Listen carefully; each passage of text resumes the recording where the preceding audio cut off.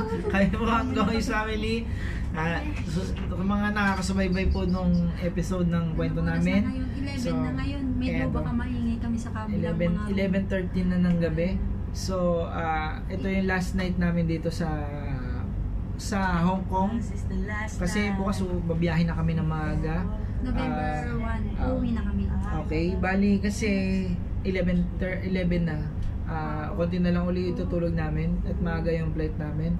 Kukwento na namin tong part 5 ng kwento namin dito sa Macau, Hong Kong tour ng DIY. Day 3 namin dito, di ba? Day 3 So, naman. yung day 3 namin, yun, ang naisip namin, i-avail pa rin sana yung Ocean Park na ino-offer sa amin na mura. Yun nga, kaso isisingit namin. Kaso, yun nga, kaya hindi na namin muna siya kinuha kasi maaga yung pagpipilian namin yung Ubra pala. Oo. Pagpipilian talaga namin kung saan ba, kung mag-Ocean Park or mag-Macau. So, wala, So, hindi, okay na yun. So, natulog kami kagabi ng alas 12. Pagdating ng 4:30, ginising ko na sila kasi kailangan na namin kumilos at maaga kaming pupunta ng Macau. Punta. Ginising ko Ginising ko kayo. Hindi gumising siya. So yun na, kayo na, gising na kami ng 4:30, naligo, tapos nagbihis, sinabot kami ng 5:30 dito. Tsaka kami bumunta kami ng train station kasi babiyahin na naman kami papunta uling Central. Tama ma? Central uli. Tapos lilipat kami ng train. Blue Lane, oo. Xiongwan.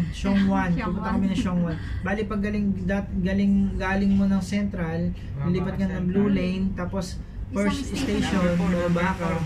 So yun, bumaba kami ng Xiongwan, tapos Xiongwan. Basta yun, galing sa Blue Lane, isang station lang doon ka bababa.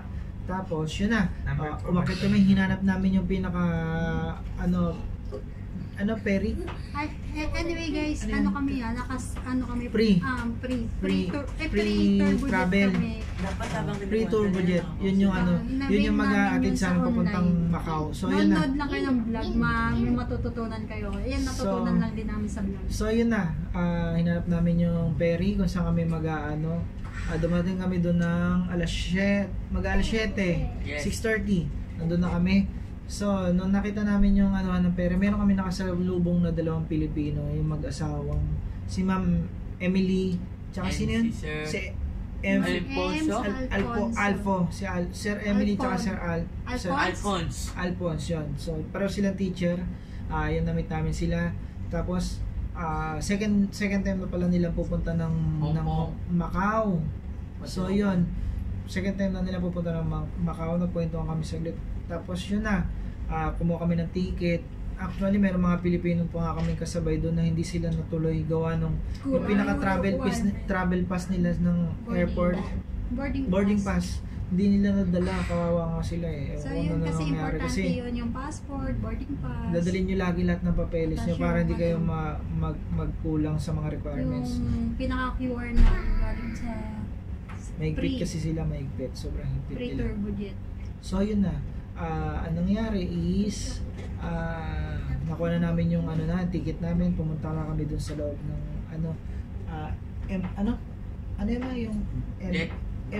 immigration. Pumunta kami immigration kasi bago ka makaalis dito sa Hong Kong, kailangan mo duman sa immigration papunta Macau. So yun, nakasabay namin yung dalawa na yun, yung mag-asawa na yun, hanggang sasabi namin sa kanila dahil nakapunta na sila dito sa Macau, sasama na lang kami para hindi kami mahirapan kasi mamaya matulad kami dun sa Hong Kong na hirap-hirap kasi yung mga tao sa Hong Kong Chinese din, hindi rin makakausap doon ng maayos batay sa mga narinig namin. Ay sa Macau, ganun din sila patulad sa Hong Kong. So, sabay-sabay kami bumiyahe. Ang travel dapat namin ng pa-Macau is 8, pero dahil nga maaga kami doon, sinabay na kami doon sa 7:30. Hindi naman kasi napuno yung turbo jet to. So, dumating kami ng Macau, yun, picture. Nagbaba namin sa, sa, anong tawag doon? Sa departure. Nag-ano ulit tayo ng immigration. Immigration ulit kami, papasok ng Macau yun. So wala naman kami naging problema sa papel namin. Yun na. Tapos yung dalawang mag-asawa, ang sarap nila kasama guys. Kasi sila yung namin, naging taga-picture yun, picture Sila na rin talaga yun. Sila na tour guide namin. Yes! Kasi may mga Pilipino doon na nag-offer mag tour, tour parang day tour. guide. 500 ish HKD. Gano'n kamahal yun, napakalaking pera nun. Kung each kami, tapos ipiprint na lang daw yun. Tapos magiging rush ka pa. Kaya ang ginawa namin, hindi namin kinagat yung offer nila. Bali nag-DIY pa rin kami doon. Naligaw kami pero hindi naman ganun kaano kasi Hindi naman may mga free shuttle so halos lahat din doon pinuntahan namin. Wala naman akong masabing yung ano pala, yung doon sa pinuntahan natin, ano yun ma? Yung puro free taste. Busog kami. Yung busog kami dyan! Ruin of the basta yung castle na yung simbahan na yung nagera tapos natira na lang yung harapan na lang simbahan. Tapos pagtapos namin ng picture bumaba na kami doon sa mga pre-taste. Napakaraming pre-taste doon, guys. Ang sarap-sarap. Gutom kami dumating doon pero busog kami umalis. Yun. Tapos hanap kami dito pala sa Macau, parang katulad din sa Hong Kong. Yung mga mga station ng bus, merong mga number kagaya ng mga 28, 21, mga ganun. Basta pero yun nga, hindi kami masyado na nag-isip para nabawasan yung load ng utak namin kasi meron kaming kasama na naka-experience na doon or kaya medyo may alam na sila. Yun kumbaga na yung kami sunod na lang kami sa kanila kung saan pupunta. Malaking bagay sa amin yun. Yun nga, sabi ko nga sa asawa malaking ko, tulong.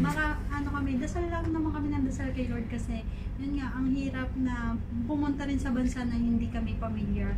Tapos yun, ang dasal lang namin kay Lord, protection. Tapos ang binigay sa amin ni Lord, protection. Tapos meron pa kaming naging tour guide. Ayun, saka yun, hindi kami talagang nahirapan sa Macau kasi may kasama kami marunong. Yun magaling sila, magaling talaga. Saka teachers sila, mga teachers sila. Yun. Tsaka teachers sila sa Chinese school sa Maynila. Yan. Sa BGC yan. Kung nakikinig ka man ngayon, kayo po mag-asawa, salamat po sa inyo. Kasi hindi po kami, na-enjoy po namin yung tour namin sa Macau dahil sa inyo po mag-asawa. Tapos, Ma'am M. halos mapuno ko yung storage ng phone nyo kasi for picture po namin. Salamat po. Ayun, naikot namin yung Macau, kumain kami dun sa mamahaling restaurant na mukhang mamahalin pero mura lang yan. Yung food court ng food court na Parang yung mahal yun sa sa BGC doon basta makikita nyo yun sa mga post namin yan. Parang ganun Venice Canal. Ayan. Sa gilid nun may food court. Kailangan namin hindi namin enjoy kasi parang tanghali pa lang uwi na kami pero inabot kami doon ng gabi paggabi kasi nandun kami sa may tapat ng Londoner tapos yung may Paris Eiffel Tower inantayin namin kasi medyo bumaba yung araw kasi against the light yung mga camera namin so yun kakaantay halos dumilim na kami doon talaga na pero yun nahirapan lang kami nung sa papunta ng sakay ng bus papuntang immigration uli. Kasi nung pumunta kami doon, pero guys, free shuttle yun free. Yung papunta, yung pauwi, bus kami, bali 65 HKD per head. Tapos sa bata, 30 lang ata. 34, basta ganun, kalahati. Tapos, so yun na. After no, nag-bus pa kami, di ba? Isa pang bus, pauwi na 8:21. Tsaka nga pala, sa Macau, hindi ubra yung octopus card nyo. Kailangan meron kayong cash. Tapos sakto yung amount. Eksakto amount. Kasi pag meron kasi mga pupuntahan na hindi free shuttle. So, pag sumakay ka ng bus, kailangan meron kang 6 HKD. Pag wala kang bariya, kawawa ka kasi kunyari ang nilagay mo doon 100 HKD. Hindi mo na makuha yung sukulin mo. Ganon sila. Tapos yun nga, kaya kailangan lagi kami bariya. Bumili naman kami sa store doon sa Ruin. Bumili kami doon. So sinukli din naman sa akin Macau na pera. Hindi pala pwede. Dapat hindi pala ako magkaroon ng Macau na pera. Kasi babalik kami Hong Kong. So hindi na namin magagamit yung. Kaya binalik namin yung pwede naman yun. Basta pag bumili kayo doon, pag sinuklihan kayo sabihin nyo, Hong Kong dollar, wag Macau. Kasi magkaiba yun eh. So yun na, natapos namin yun. Nakarating kami dito ng ligtas. At ngayon ito, bago kami, pagka-uwi namin, binabalang namin lahat yung gamit namin. Nagpahinga ng konti. Kumain kami. Bumaba uli kami. Kumain kami sa KFC. Yun, busog kami lahat. Nasa yun yung video namin. Yung third day namin ng pinaka sulit kasi wala kaming inisip kung saan kami pupunta. Yes, tama. Thank you. Thank you, Lord. Thank you sa mag-asawa. Thank you, Lord. Sa inyo po. Let's go. So ayun, tapos noon, yan na, ito na dito kami ngayon. Magpapahinga kami. Anong oras na? 11:30 na. 11:30, papahinga kami ngayon at bukas maaga na ulit yung biyahe namin. Video na Thank you naman po sa po. lahat. Ayun nga. Teka, dito Anyway, na. kung may magtatanong kung magkano naman yung mga Thank you, Lord. airplane ticket namin. Mura lang po. Siguro, Iba-iba po susunod. kasi. Hayaan nyo, sasabihin namin sa inyo. Iba-iba po kasi. Kasi iba-iba nga. Iba yung pa-arrival namin sa pa-departure. Pinaghiwalay-walay namin para makatipid lang kami. Makakuha lang kami ng pinakamura airplane ticket. So, guys, salamat po sa lahat na nanood, sa lahat ng na-inspire sa amin. Oo nga, yun. Ma-inspire kayo, Inspire guys. kasi Huwag nyo kaming... hindi po kami mapera, wala kaming pera na malaki. Pero kinain namin kasi dream namin to. Nag-ipon lang kami kasi ito pala, kaya kami punta dito kasi birthday nung dalawang anak ko. Dito nga nakapakilala ko kayo. Ito po si Ralph Raven, yung panganay ko. Siya po ay magta-12 years old sa November 13. Sa November 4. Ito naman ito si Ralph Harem.